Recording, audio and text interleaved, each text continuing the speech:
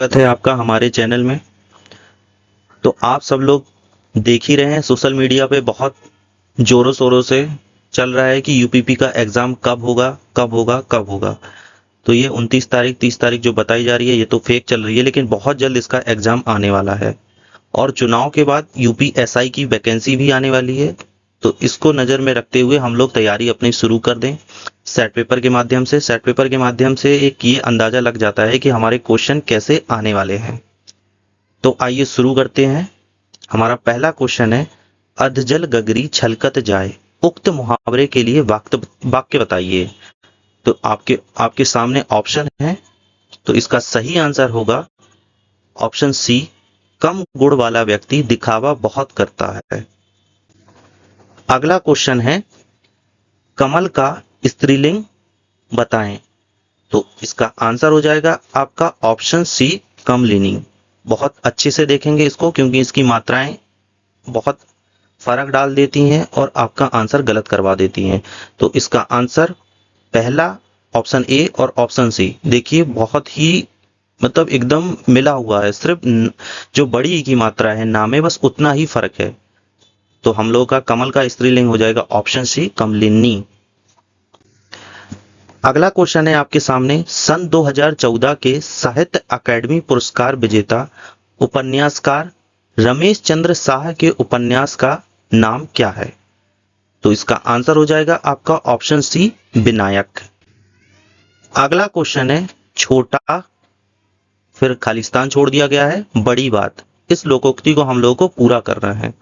तो इसका आंसर हो जाएगा आपका ऑप्शन बी, मुंह है, छोटा मुंह बड़ी बात, ये वाक्य पूरा हो जाएगा।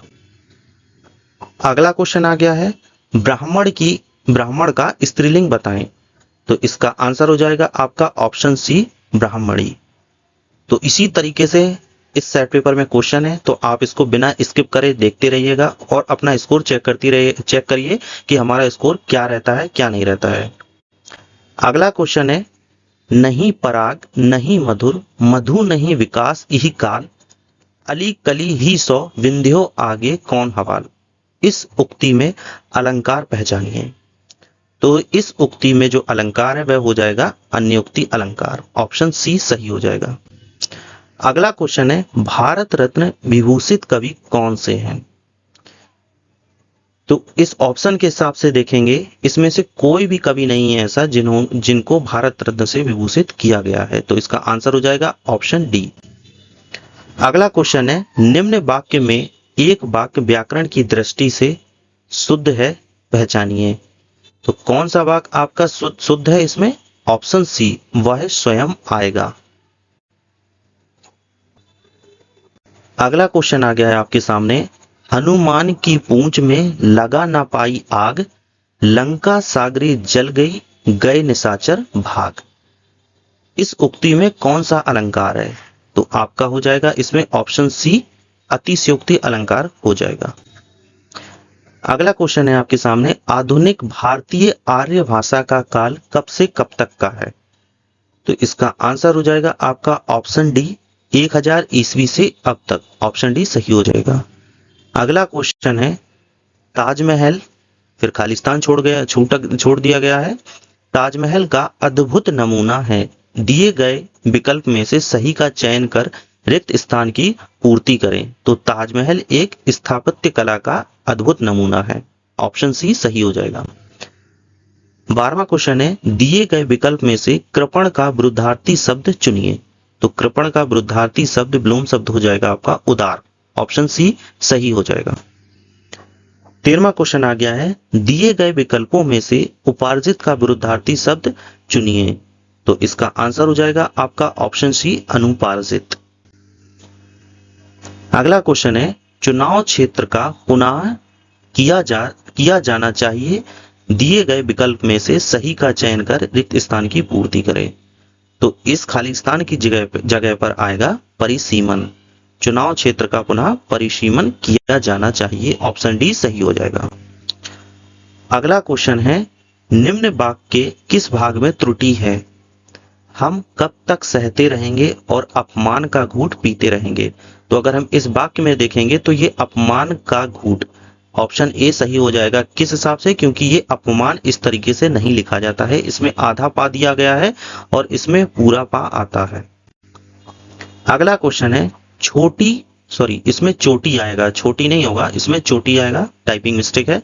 चोटी का पसीना एड़ी तक आना, इस कहावत का अर्थ बताइए। तो चोटी का पसीना एड़ी तक आना हो जाएगा आपका ऑप्शन डी, कड़ा परिश्रम करना। ऑप्शन डी सही हो जाएगा। अगला है, निम्न वाक्य में से एक वाक्य व्याकरण की दृष्टि से शुद्ध है, पहचानिए। तो आपका आंसर हो जाएगा ऑप्शन बी, युद्ध के कारण लोग बर्बाद हो गए। ये आपका शुद्ध लिखा हुआ वाक्य है। अगला क्वेश्चन है, हरिपद कोमल कमल से, इस उक्ति में कौन सा अलंकार है?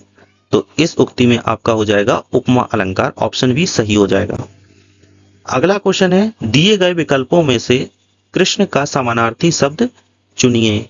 तो कृष्ण का समानार्थी शब्द हो जाएगा आपका, तो आपका आंसर इसमें ये कृष्ण शब्द नहीं होगा। अगर कृष्ण शब्द होगा तो इसमें समानार्थी शब्द ऑप्शन में है ही नहीं, तो ये क्वेश्चन में थोड़ा मिस्टेक हो गई है। कृष्ण जी की जगह होगा ऐषणा। ऐषणा का समानार्थी शब्द इसमें चुनने के लिए बोला गया है, तो इसका आंसर हो जाएगा आपका ऑप्शन ए, अभिलाषा।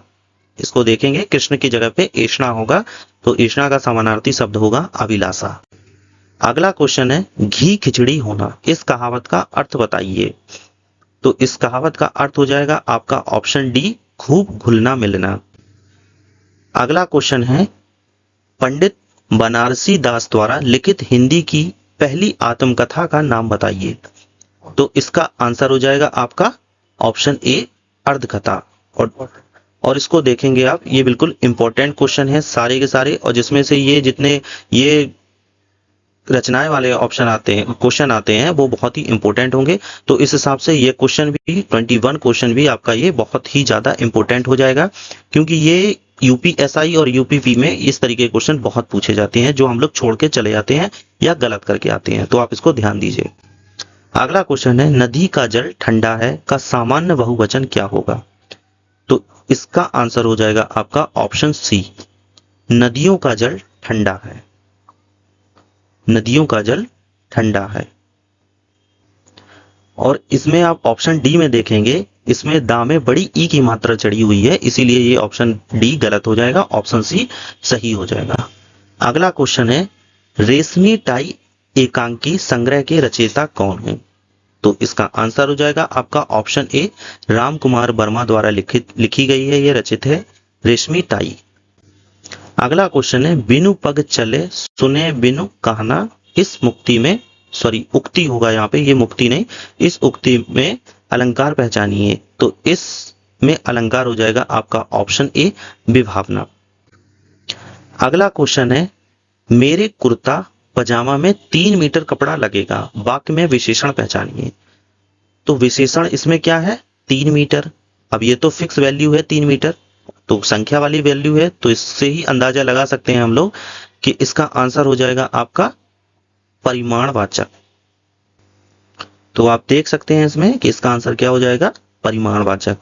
और अगर कौन सा परिमाणवाचक? तो यह निश्चित परिमाणवाचक, इसमें अलंकार विशेषण हो जाएगा, अलंकार नहीं विशेषण, इसमें ऑप्शन बी सही हो जाएगा। अगला क्वेश्चन है, पानी का सामान्य बहुवचन बताएं। तो पानी एक द्रव्य है, तो द्रव्य को बहुवचन में ही लिखा जाता है, तो इसका आंसर सी, ऑप्शन सी सही हो जाएगा, पानी। अगला क्वेश्चन है, दिए गए विकल्पों में से क्लिमिस का समानार्थी शब्द क्या होगा? तो क्लिमिस का समानार्थी शब्द हो जाएगा आपका ऑप्शन बी, पाप। अगला क्वेश्चन है, लड़के को बुलाओ का सामान्य बहुवचन बताएं। तो लड़के को बुलाओ का सामान्य बहुवचन हो जाएगा लड़कों को बुलाओ। और लड़कों को बुलाओ ऑप्शन ए में भी देखेंगे आप, तो इसमें भी लड़कों को बुलाओ ही लिखा हुआ है, बस ये एक बुलाओ में फर्क है ऑप्शन ए और ऑप्शन बी में। तो आप देख लेंगे और अच्छे से देखिएगा कि इसमें क्या फर्क है, आप बताइएगा। अगला क्वेश्चन है, हिंदी को विकास प्रदान करने वाली भाषा कौन सी है? तो हिंदी को विकास प्रदान करने वाली भाषा आपका हो जाएगा ऑप्शन डी, अपभ्रंश सही हो जाएगा, आंसर ऑप्शन डी सही हो जाएगा। अगला क्वेश्चन है, भारत सरकार द्वारा शुरू की गई गंगा नदी को साफ करने करने की परियोजना कौन सी है? तो इसका हो जाएगा आपका ऑप्शन सी, नमामि गंगे। ये गंगा नदी को साफ करने की एक परियोजना है।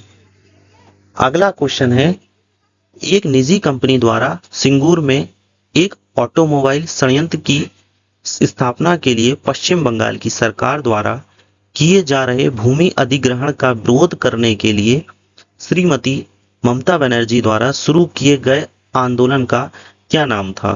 तो इसका सही आंसर हो जाएगा आपका ऑप्शन बी, खेत बचाओ। अगला क्वेश्चन है, भारतीय दंड संहिता का समुद्र में क्षेत्राधिकार कहां तक फैला हुआ है? तो इसका आंसर हो जाएगा आपका ऑप्शन ए, 12 समुद्री मील। अगला क्वेश्चन है, वर्ष 1917 में बनी भारतीय महिला संस्था की पहली अध्यक्ष कौन थी? तो इसका आंसर हो जाएगा आपका ऑप्शन ए, एनी बेसेंट।